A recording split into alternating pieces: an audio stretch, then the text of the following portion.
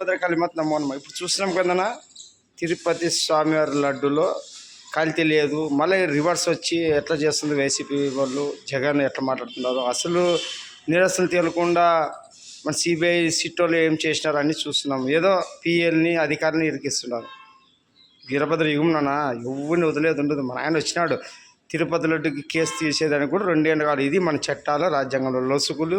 Direct దొంగలు కనపడినా ఏం చేయలేకపోతున్నాడంటే కేంద్రం నుంచి ఎంత సపోర్ట్ ఉంది, కేంద్రంలో ఎవరు చెక్కంతున్నా తెల్లదనుకుంటాం. మన ఆయన ఎవరినైనా వదిలిపెడతాడు వీరభద్రుడు.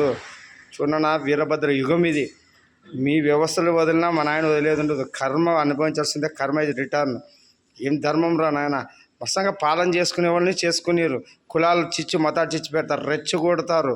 కొట్లాడు లేకుండా కాడ కొట్లాడి పెడతారు. ఏంద్రనైనా ఈ ప్రతిపక్ష పార్టీ కూడా హోదా లేకుండా చేసిన వైసీపీ వాళ్ళకి ఇంకా ఏం ఇది కాలేదన్న. మారండి అన్న, మారండి.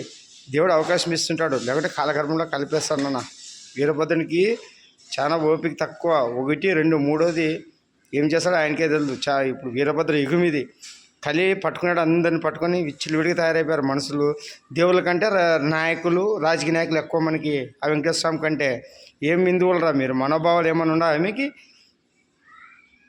ఇంకా జైలు జెండాలు పట్టుకుంటారు. సిగ్గు శరం మనకి ఏమి ఉండదు.